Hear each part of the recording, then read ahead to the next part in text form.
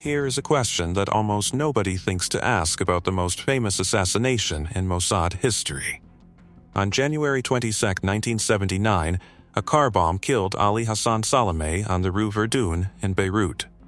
The device was triggered from an apartment window.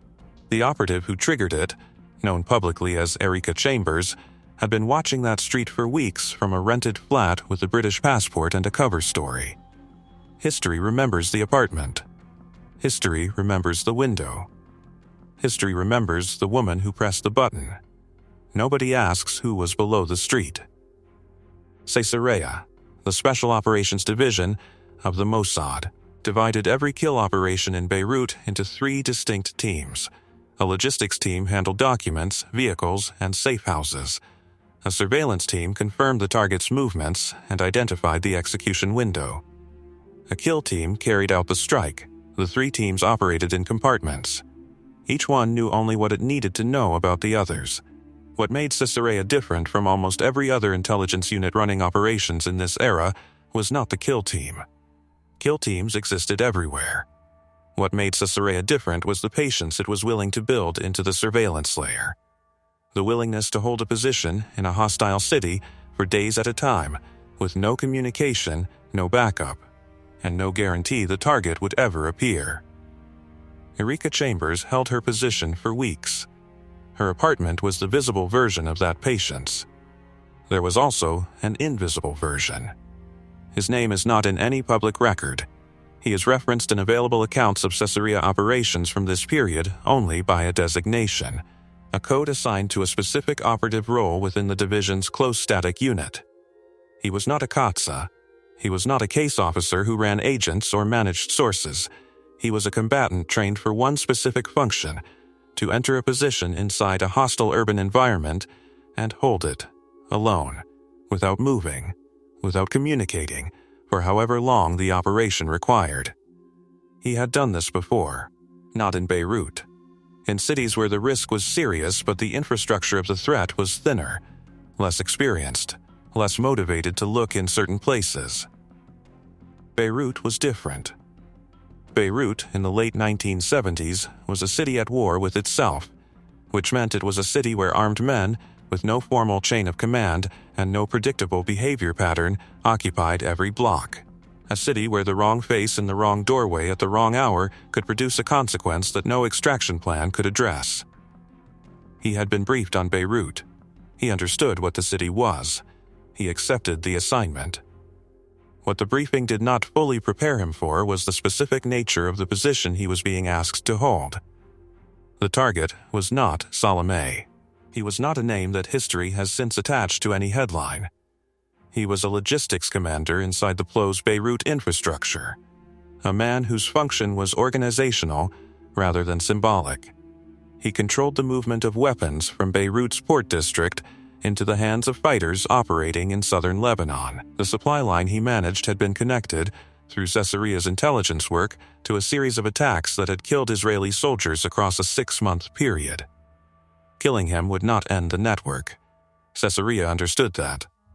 What it would do was collapse one specific node in the logistics chain, a node that would take months to rebuild, and that during those months would leave a specific group of fighters in southern Lebanon undersupplied and operationally limited.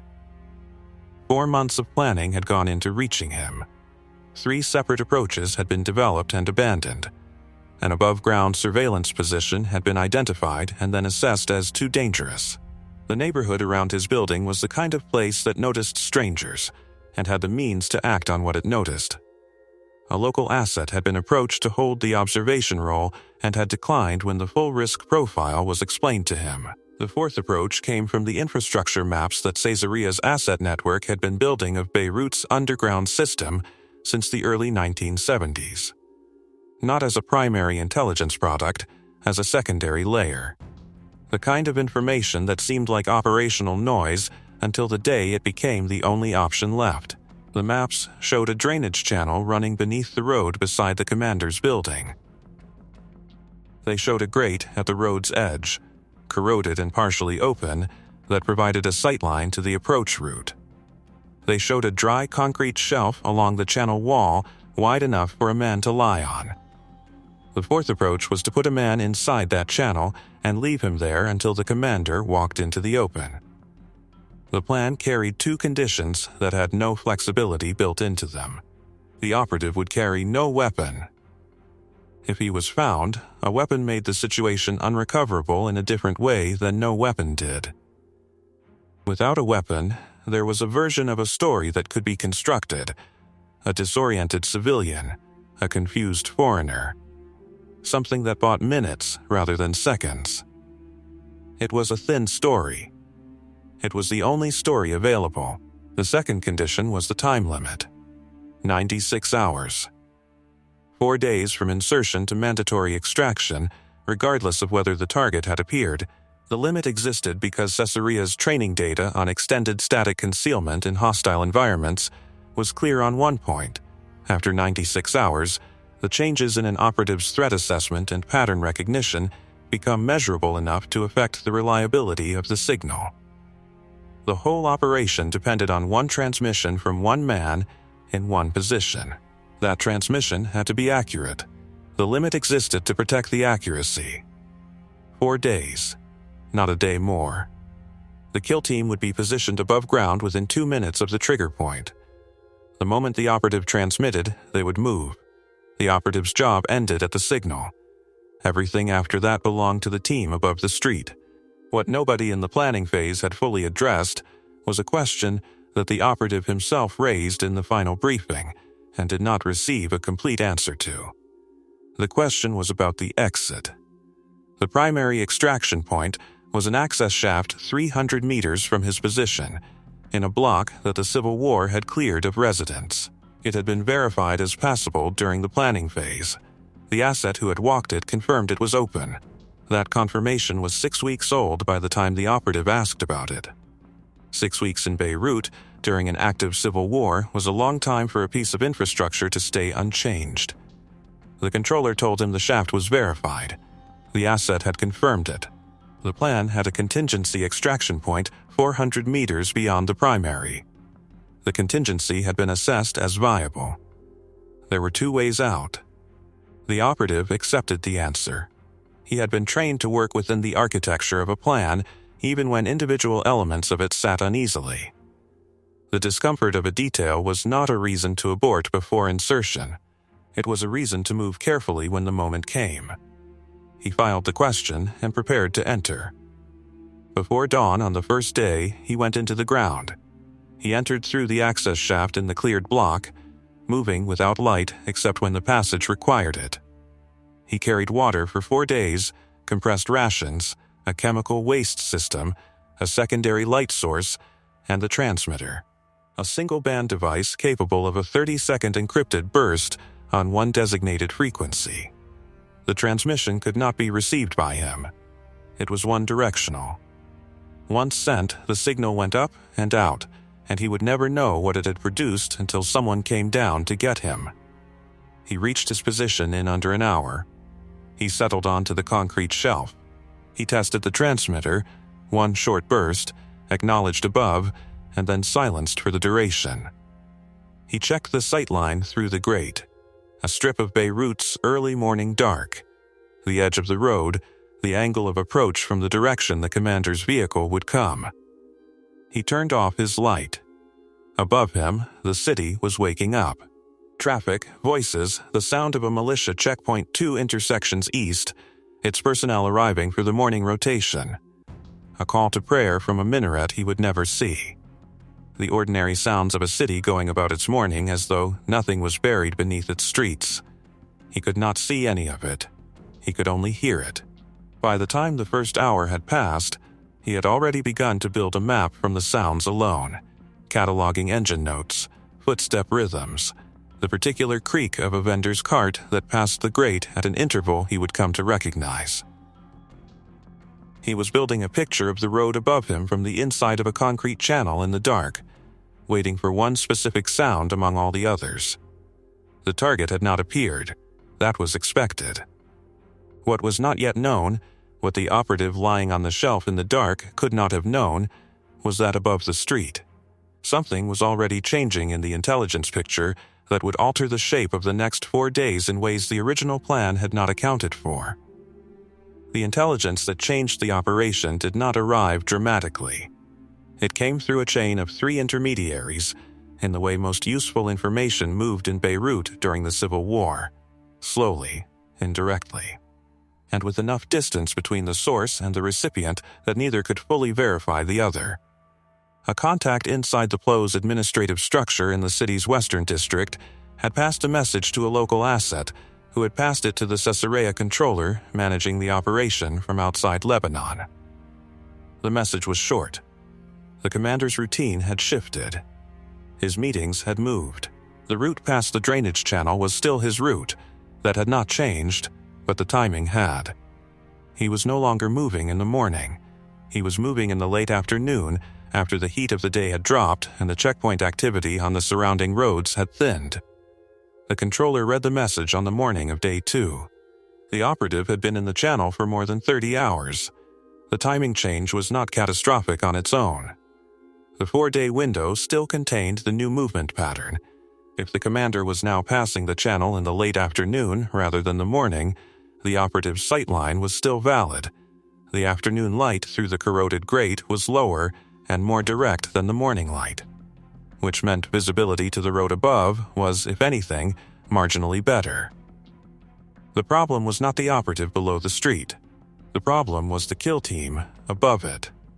The team's cover, a small maintenance crew working on a building facade 2 streets from the commander's route, had been built around a morning execution window. Their staging position, the angle of their approach to the trigger point, the specific route they had mapped for withdrawal after the strike. All of it had been calibrated for a target appearing between 8 and 11 in the morning, when the street's foot traffic provided the right level of ambient movement to absorb the team's presence without making it conspicuous. A late afternoon window changed the ambient conditions entirely. Different foot traffic. Different checkpoint rotations on the surrounding roads. Different light. Which meant different visibility for anyone watching the team move into position. The staging route that worked at 9 in the morning was a different proposition at 3:30. The controller needed to reposition the kill team. Repositioning required the team to move their visible cover activity, to physically change where the maintenance crew was operating, in a neighborhood that had been watching them for 2 days. A maintenance crew that moved its work to a new location without finishing the first location was the kind of detail that the informal neighborhood surveillance of that part of Beirut would register. It could be managed. It would take time, and it would require 3 separate cover adjustments across the course of the 3rd day to avoid establishing a pattern. But it could be managed. What the controller could not manage was communicating any of this to the operative in the channel. The transmitter was one-directional. There was no mechanism for passing new intelligence downward. The operative was operating on the original briefing, with the original timing window, without knowing that the picture above him had shifted. He was waiting for a morning passage that was no longer coming. Below the street, the operative was already inside the part of the operation that the training described, but could not replicate. The training for close static operations included extended isolation exercises, periods of enforced stillness in confined environments, designed to build the mental architecture needed to sustain performance across multi-day holds. The exercises were rigorous.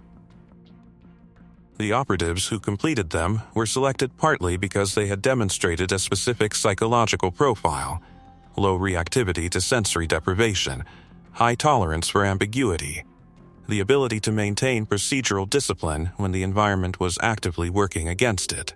What the training could not replicate was the specific weight of a hostile city directly above the operative's head. In a training environment, the sounds outside the isolation chamber were random, context-free. In the channel beneath Beirut, every sound carried potential meaning. The footsteps above the grate were not abstract, they belonged to people who would kill him if they found him. The vehicles were not background noise. One of them, at some point, would be the target's vehicle, and the difference between that vehicle and every other vehicle was the difference between the operation succeeding and the next 4 days meaning nothing.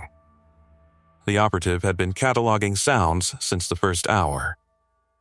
By the second day, his acoustic map of the road above him was detailed enough that he could identify the regular vehicles, the regular foot patterns, the rhythms of the checkpoint 2 intersections east.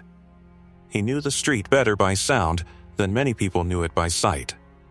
He also knew, by the second afternoon, that a particular idling engine had stopped above the grate.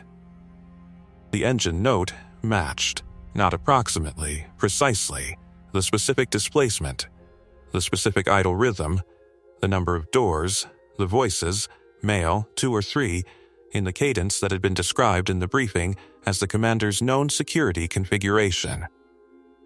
The operative moved into position. He checked the sightline. The morning light through the grate was angled and partial, cutting across the road at a shallow degree. He could see the edge of the road. He could see the approach angle. He transmitted. The kill team moved from their staging position.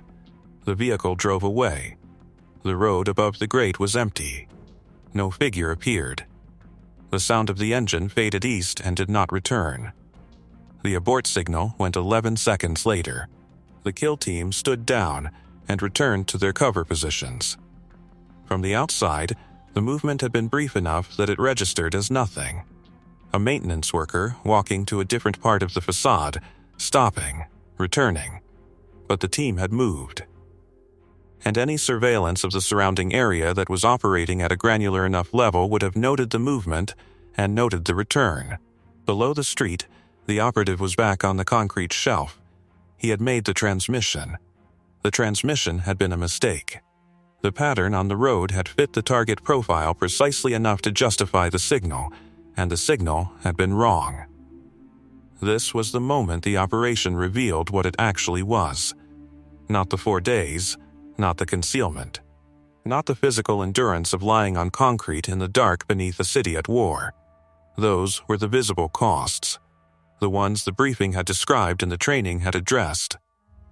The real cost was this: a single operative, alone, with no communication, no verification, no second opinion, making a judgment call on incomplete information in real time, and discovering, 11 seconds later, that the judgment had been wrong. And now he had to make the same judgment again, with a transmitter that had been used once unnecessarily, in a city where 1 unexplained encrypted burst was noise and 2 was a pattern. If Lebanese intelligence or PLO security or any one of the half-dozen armed factions running signals monitoring in that part of the city had flagged the first transmission and was now waiting for a second, the second transmission would not just be a data point. It would be a confirmation. It would tell someone that whatever produced the first signal was still operational, still in position, still waiting for something. The operative could not know whether the first transmission had been detected. He had no way to find out. He could only decide what the second transmission needed to mean, and hold that standard against whatever the road above him produced next. He had been in the channel for 40 hours. Above ground, the controller was running the same calculation from a different angle and arriving at a conclusion that the original plan had not anticipated. The operation was now in a position where 3 of its core assumptions had been quietly invalidated. The timing window had shifted, which the kill team was adjusting for. The transmitter had been used on a false trigger, which introduced a signal security risk that could not be fully assessed. And the operative below the street had now been isolated for nearly 2 days with no updated intelligence and no way to receive it. The controller convened a conversation with the 2 senior Caesarea officers overseeing the operation from outside Lebanon. The conversation was brief and produced no clean resolution. The argument for aborting was straightforward. The false transmission had introduced an unknown into the signal's environment. The operative's judgment had already produced 1 error under conditions that were, by day 2, still within the tolerable range of operational stress. By day 3, that stress would be measurably higher. The new intelligence about the timing change could not be passed to the operative, which meant he was still waiting for a morning passage that the commander was no longer making, and the next vehicle that produced a close enough sound match in the morning hours might produce a second false trigger before the real one ever came. 2 false transmissions. The signal's risk would no longer be theoretical. The argument against aborting was also straightforward. Extracting the operative now meant surfacing him in daylight, in a district that had been watching a maintenance crew work on a building facade for 2 days, 4 hours after a kill team had briefly moved and returned. The extraction required a vehicle approach to the access shaft in the cleared block. A vehicle in the cleared block at this point in the operation was its own risk. And the commander was still moving. The route was still his route. The new intelligence had changed the timing, not the pattern. If the window held, if the commander kept to his revised schedule, the operation still had a viable path to execution. The controller made the decision to continue. The operation would run into day 3. The kill team would reposition for the afternoon window. The operative would hold. No one sent the operative a signal. There was no mechanism to do it. He lay on the concrete shelf in the dark and listened to the street above him change from morning to afternoon and back to morning, building his map, counting his sounds, waiting for a passage that the original briefing had told him would come before noon. It had not come before noon on day 1. It had not come before noon on day 2. He had no way of knowing that it was not going to come before noon at all. What he had was the transmitter, the sightline, the acoustic map he had built across 2 days of listening, and one used transmission that he could not take back. He had 2 days left. Whether the thing he was waiting for would come before the clock ran out, and whether, when it came, he would be able to tell the difference between the real signal and the pattern that had already fooled him once, was a question that nobody above the street could answer for him. He was the only instrument the operation had left, and instruments, after 40 hours in the dark, are not always as reliable as the plan assumed they would be. The 3rd day passed without the commander appearing. This was no longer within the comfortable range of the probability window.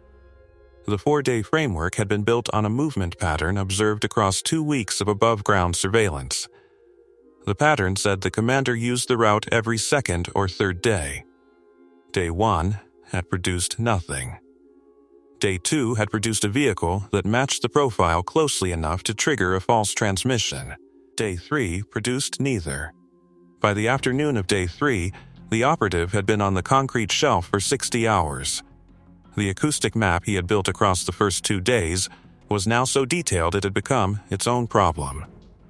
He knew the road above him the way a man knows a room he has been locked in. Not just the sounds, but the gaps between them. The silences that meant one thing in the morning and a different thing in the afternoon. He had cataloged 43 distinct vehicle profiles passing the grate across 3 days. He had identified the same vendor's cart at almost precisely the same interval each morning. He had mapped the checkpoint rotation, 2 intersections east down to a margin of about 12 minutes. He knew everything about the street except the one thing the operation required him to know. The false release came on the afternoon of day 3, and it came from an unexpected direction. A pattern broke. The checkpoint 2 intersections east went quiet for nearly 40 minutes in the mid-afternoon, longer than any rotation gap the operative had logged across 3 days of monitoring. The militia vehicles that had punctuated the afternoon soundscape every few hours were absent. The street above the grate grew unusually still. Foot traffic dropped. The ambient noise of the neighborhood settled into a register the operative had not heard since the early hours of the first morning. For a period of perhaps 20 minutes, the operative allowed himself to read this stillness as an end condition. Not the operation's end.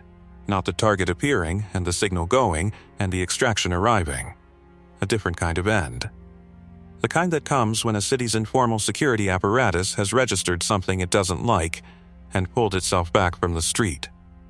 In that stillness, the operative ran the calculation that the training said not to run. He asked himself whether the operation was already compromised, whether the false transmission had been detected, flagged, traced to a general area, whether the quiet above him was not ordinary afternoon heat, but the specific quiet of armed men positioning themselves around something they had identified. He did not transmit.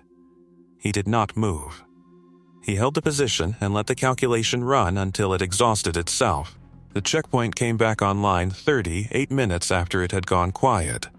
The vendor's cart passed the grate in its usual slot. Foot traffic returned. The street reassembled itself into the pattern he knew. Nothing had happened.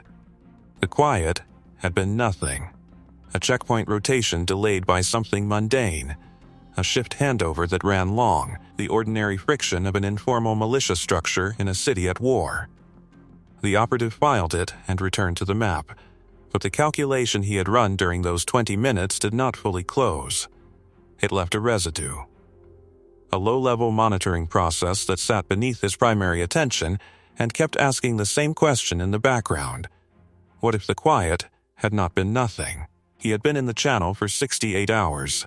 Day 4 began the way the others had, the call to prayer, the vendor's cart, the checkpoint rotation settling into its morning configuration. The operative had 1 day left. Not by his own count, which had become imprecise somewhere in the third night, but by the protocol that had been written into the plan before insertion. 96 hours. He had entered before dawn on day 1. 96 hours placed the hard extraction limit at the same pre-dawn window on day 5. What he did not know was that the controller had already made the decision to extend the window into the late afternoon of day 4, that the new intelligence about the timing change had shifted the target's expected passage to the afternoon hours, and that the kill team had spent the previous day repositioning their cover to accommodate the later window. He was waiting for a morning passage. The morning was going to produce nothing. And he did not know that. The morning produced nothing. By noon of day 4, he had been in the channel for 84 hours. 12 hours from the extraction limit he knew about. He was eating the last of his compressed rations. The chemical waste system had reached its designed capacity. The secondary light source, which he had used sparingly across 4 days, was showing the first signs of depletion. He ran the calculation again. The target had not appeared in 4 days. The transmission on day 2 had been a false trigger. The channel had produced no actionable intelligence and carried 1 used transmission in its security ledger. The extraction point had not been re-verified since insertion. He was 12 hours from the protocol limit. The reasonable conclusion, assembled from those facts, was that the operation had failed. Not catastrophically, not with exposure or compromise, but failed in the quieter way that most operations in hostile environments fail. The target had not appeared within the window was closing, and the outcome was going to be extraction without execution. He began, in the way that trained operatives are specifically instructed not to do, to prepare himself for that conclusion. At 2:30 in the afternoon, a vehicle turned onto the road above the grate. The operative's eyes were closed. He was not asleep. The training made genuine sleep in the final hours of a hold difficult, and he had not fully slept since the second night, but he was in the low monitoring state that the body moves into when the primary attention has been running at high intensity for too long. The acoustic map was still processing in the background. The sounds were still being sorted and filed. The engine note cut through the background sorting and pulled him upright before he had consciously identified it. He did not move immediately. This was the discipline that the false trigger on day 2 had installed in him. The hard break between pattern recognition and action. He held still and let the sound run through the full catalog, the displacement, the idle rhythm, the number of doors. The speed of deceleration as the vehicle slowed. It matched. He did not transmit. He moved to the sightline position and looked through the grate. The afternoon light was coming in at a low angle, direct and clear, cutting through the corroded gaps in the metal in a way that the morning light never did. The strip of road visible through the grate was sharply lit. A vehicle. Stopped. A door. Footsteps on the road's surface, the weight of them transmitted clearly through the concrete of the channel ceiling. He still did not transmit. He was watching for the figure. The footsteps moved toward the grate and then stopped. A man standing on the road above him, close enough that the operative could hear the specific quality of his breathing, the slightly elevated rate of a man who had walked quickly from the vehicle. The operative could see a pair of shoes through the gap in the grate. The shoes did not match the profile. His hand was on the transmitter. He did not press it. The shoes moved away. A second door. A second set of footsteps. Different weight, different pace. These footsteps moved in the direction the commander always moved, toward the building entrance at the road's edge, the approach angle that the sightline had been cut to capture. The operative looked through the grate. The gate. The build. The way the figure moved with the slightly forward lean that the above-ground surveillance had logged as a physical characteristic, not something that could be faked or coached. The specific posture of a specific man who had been carrying weight on one side for long enough that his body had adjusted to it. Not a vehicle match. Not a sound profile match, a visual confirmation of a human being whose physical characteristics matched, point for point, the profile that had been built across 4 months of surveillance and passed to him in the final briefing. He pressed the transmitter. The signal went at 3:34 in the afternoon. Above ground, the kill team had been in their reposition staging since 2 o'clock. The repositioning had required 3 cover moves across the previous day, each one calibrated to avoid establishing a pattern in a neighborhood that had been watching a maintenance crew for 3 days. By early afternoon of day 4, the cover was stretched to its limit. The facade work had run out of credible activity. 2 of the team members were holding their positions through the specific discipline of appearing to do something that no longer existed to be done. When the signal came, they were 90 seconds from the trigger point. They moved. The operation's final phase lasted less than 2 minutes above ground. The commander was struck on the road beside the drainage channel, at the edge of the sightline that a man on a concrete shelf below the street had been watching for 84 hours. The kill team withdrew through their repositioned route. Below the street, the operative held his position and listened to the sounds above the grate reassemble themselves around something that had just happened. The specific quality of a street's noise in the immediate aftermath of violence, before the city has fully processed what it has registered. He had transmitted. The transmission had been accurate. He did not know yet whether the extraction would be. The extraction was supposed to take under an hour. The operative held his position for 11 minutes after the transmission, listening to the street above him process what had happened. The sounds came in a specific sequence he had not anticipated, not the immediate chaos of sirens and running feet that a western city would produce, but something slower and more deliberate. Voices first. Then, a vehicle stopping. Then the particular quality of silence that follows when a group of armed men arrive at a location and establish a perimeter before anyone on the street knows quite what the perimeter is for. The PLO's internal security response to the strike was faster than Caesarea's planning had accounted for. Not fast enough to catch the kill team. They were already clear of the district by the time the perimeter was forming, but fast enough to change the surface conditions above the drainage channel in the 11 minutes the operative was waiting before he began his move toward the extraction shaft. He began moving at the 12-minute mark. Not because 12 minutes was the protocol.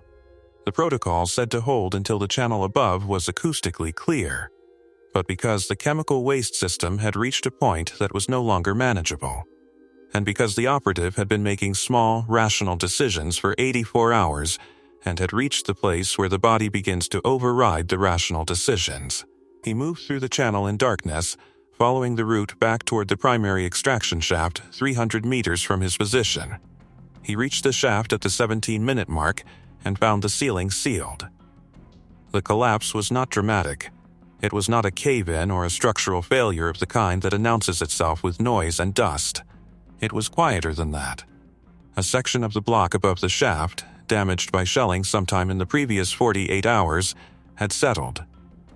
The debris had come down slowly enough that there was no event to mark it. It had simply closed.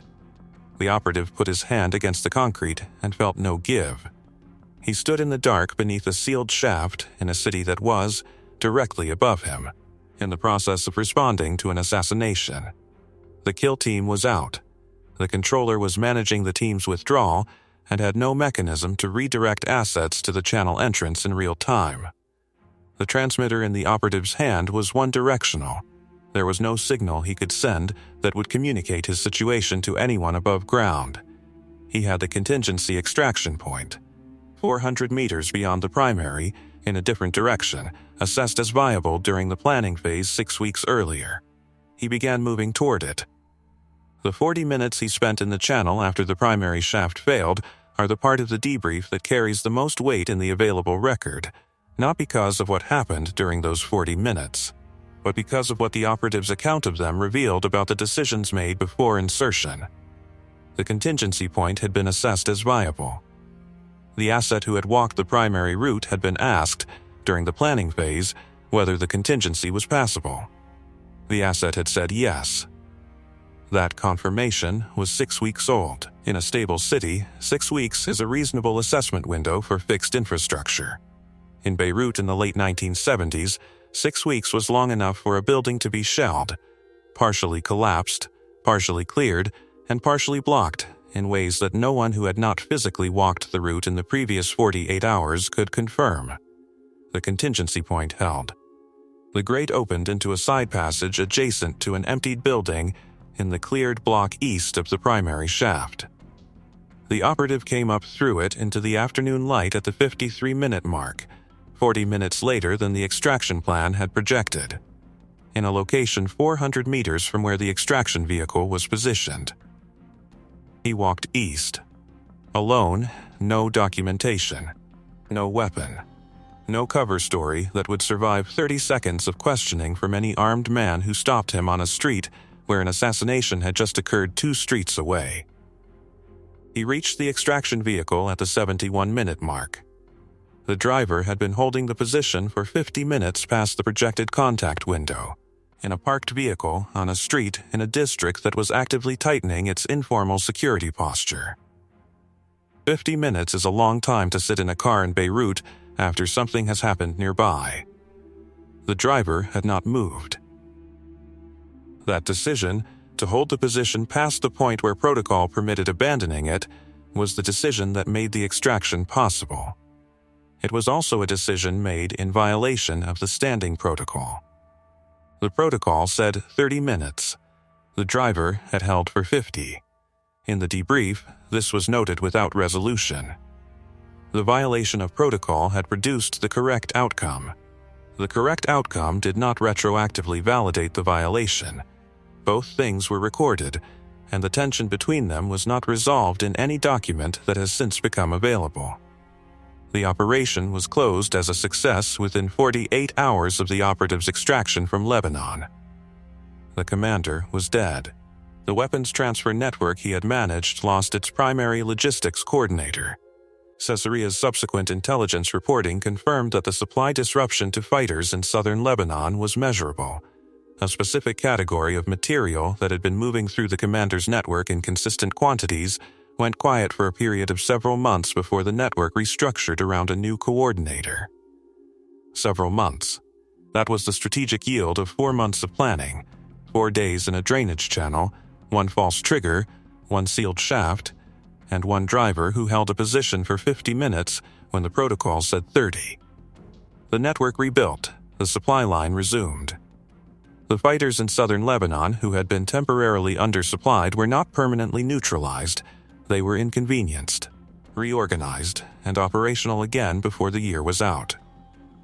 Caesarea understood this going in. The assessment had never claimed permanent disruption. It had claimed a window, a period of reduced operational capacity in a specific geographic area during which Israeli forces in southern Lebanon would face a measurably lower volume of a specific threat. Whether that window was used effectively by the military units it was intended to benefit was not Caesarea's operational question. It was someone else's.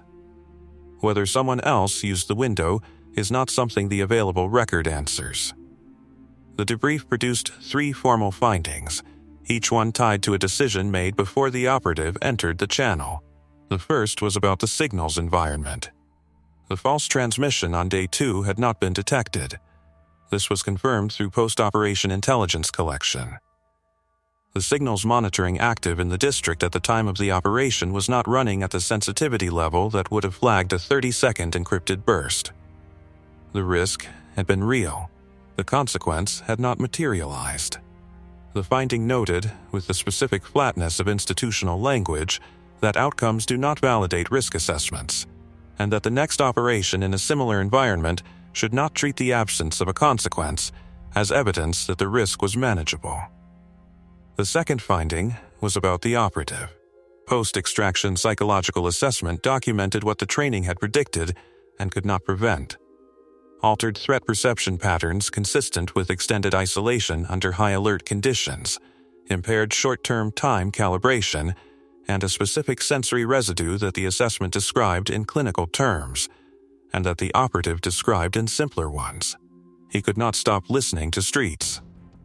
Every idling engine, every weighted footstep on a hard surface, every gap in ambient sound that lasted longer than the pattern said it should.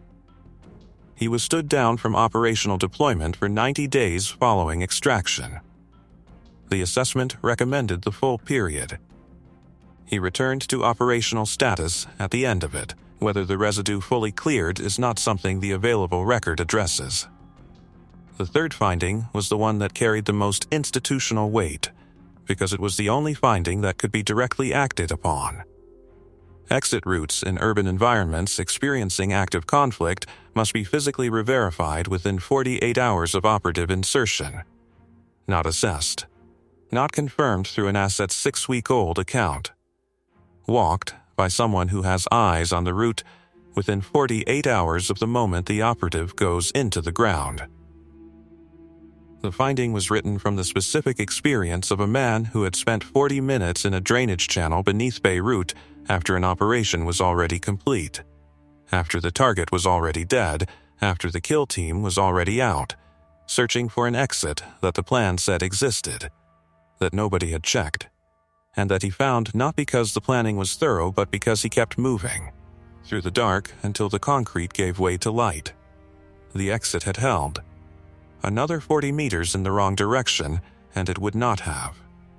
That margin, 40 meters, in the dark, in a city actively closing around an assassination, was not in the plan.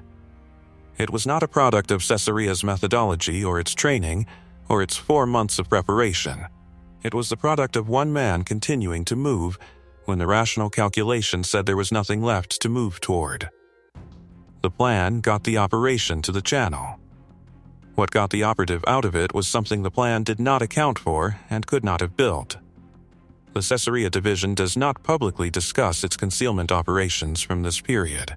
The operative's designation does not appear in any available record connected to a name. The target's death is not attributed, in any source that has since become public, to this specific method, or this specific team. What the record of Mossad's Beirut operations across this decade does confirm is that the invisible layer of the work, the positions below the street, the operatives who held them, the cost those operatives carried out, existed alongside every operation that history eventually named and documented. For every Erica Chambers whose method became known, there were others whose method did not, whose position was not an apartment above the road but a concrete shelf below it, whose extraction was not clean, whose debrief produced findings that changed protocols and were then filed in closed records that the public account of these operations does not contain. The operations that history names are the ones that history was allowed to find. Hidden Ops exists for the ones it wasn't. If that is the content you come here for, subscribe. The archive carries more of it, and there is more coming.